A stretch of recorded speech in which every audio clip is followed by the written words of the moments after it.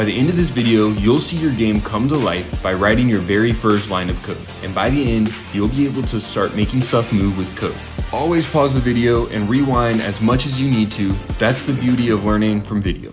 Scripts let us make parts move, react to being touched, and a lot more. To make a script, move your mouse over the word workspace, then hit the plus sign, and then hit script. Print hello world is the first text that shows up whenever we open our script editor. This is an example of what we call a print statement. To see what this line of code does, we have to open a special window called the output window. So go up here to view and click output. And you see this window opens up. Now go up here and hit this play button. This does the exact same thing as this play button here on the home tab. And we see it prints out hello world here. Now let's stop it and we're going to create our very own print line. Print statements display anything you put inside them down in the output window.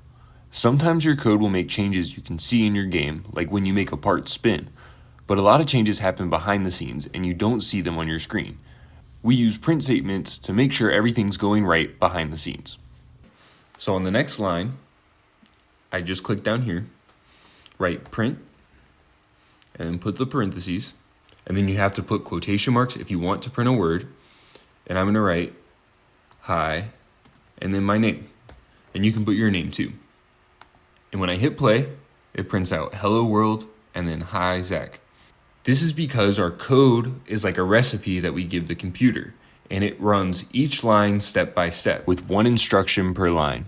So it runs this first line and prints the word hello world. Then it runs this line and prints hi Zach. Now let's see what happens when we take away the quotation marks and hit play. You don't have to do this. We see this red text that says workspace script 2 expected parentheses to close. So it's a bunch of stuff. And if I click on this, we see line 2 is highlighted gray, so we know that's where the error is. And that only shows up if you click on the red text. And we also see that next to our error in the output window, it says script:2. That's the name of our script and the line where the problem occurred. We see that we have a red line and a blue line under our hi Zach. So this shows us that we're getting some sort of error in our code. These error messages are actually super helpful for figuring out problems that you might have in our code. In this case, it's trying to tell us we need to put quotation marks around the message that we're trying to print. So let's make a script that can actually change something in our game. So I'm going to go up here to say baseplate, where it says baseplate, to view our game again. We're going to create a brand new part by hitting part, and over here in the Explorer window, I'm going to click on it so I can rename it, and I'm going to name it spinner part. Make sure to spell it exactly like I do with no spaces, and the capitalization should be exactly the same. So now that we have all these parts in our workspace, how do you actually change them with your script? So just like we click on our part to select it before we can change any of its properties, we have to write a line of code that selects our part. So back in our script, I'm going to delete these print statements. We don't need them anymore. To select anything that's in our workspace with our code, we're first going to write workspace, and then we're going to write the name of our part. In this case, spinner part. So we write workspace dot spinner part. You see how Roblox Studio is suggesting it here? I can hit enter, and that'll save me the time of having to spell the whole thing out. And if you had a part named green part, you would just write workspace dot green part, whatever the name of the part is that you're trying to change. And if you wanted to change something that was in this walls folder or the stairs folder, you would write workspace dot walls dot and then whatever the name of the part is. But for now, we just want to leave it as spinner part. We can see that this line of code has been underlined in red. That shows us that something's wrong. And what it actually is this is not a full line of code because we're not telling the computer to do anything. So we'll write it inside a print statement just to start off with. So print workspace.spinner part, and we're going to have it print out one of our properties. So I'm going to hit dot, and then I can choose any of these properties of our spinner part over here. So in this case, let's print out the brick color. So spinner part.brick color, that's the first property here. And when we print it out, what prints out here should be the same as the actual brick color. So let's see. So sure enough, medium stone gray. And if we check in our properties window, it says medium stone gray. And we can do this for any property. So we can print out the position. I'm also going to print out the size. Cool. So let's check and make sure this worked exactly as we expected it to. So I'm going to hit stop. And with our spinner part selected, we're going to scroll down and see, sure enough, the size is 4, 1, 2. And the position is 28.75. I guess it rounds this 12.999 number up to 13, which makes sense. And then 23.75. Cool. So it's printing out the information about our part because we've selected our part here, and then we've selected the property that we want, and then we put it inside a print statement. So we told it, select this part, select this property, and then print it out. So we know that writing workspace.spinnerpart.size is our way of telling the computer to select the size, but we can also use this line to change the size of our part. So I'm going to tell the computer to wait 5 seconds by writing wait and then 5. And this is just going to make it so any changes that happen in our scene are going to happen after the game is loaded.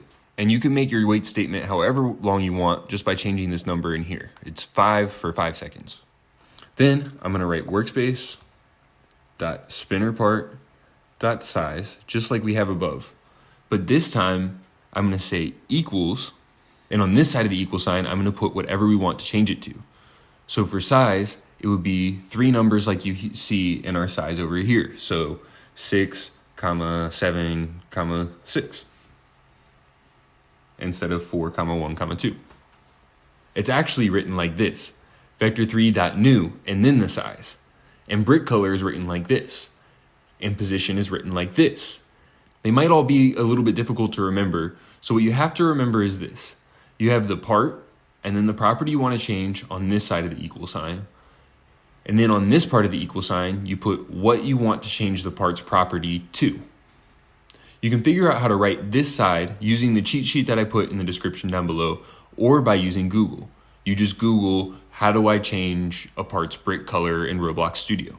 So I'm going to change our code to say vector3.new, and then copy our numbers into the parentheses. And our X number got deleted, so I'm just going to write it 676.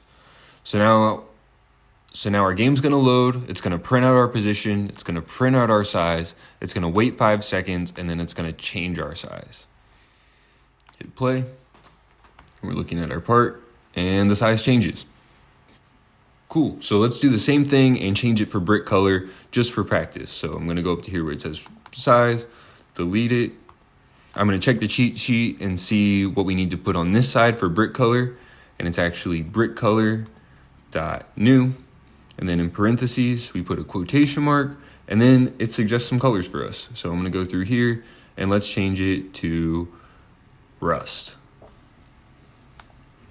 And there we go. The color changes after 5 seconds. So in this video, you created your first script. You learned that scripts are instructions we give the computer that it reads and then executes one line at a time. You learned how to select your part and its properties and print them out. You also learned how to select your part and its properties and change them. What I recommend before moving on to the next video is trying to change another property of your part with this line of code here. This is a script I made for practice that changes a bunch of the part's properties back to back. Try making one for yourself that changes at least 5 different properties followed by a wait. It's great practice. If you forget how to change any of the part's properties, you can always check the cheat sheet down in the description. The next video, you're gonna learn something brand new that's a little tricky, but it's really gonna level up your coding. So keep going with the series if you wanna become a pro coder.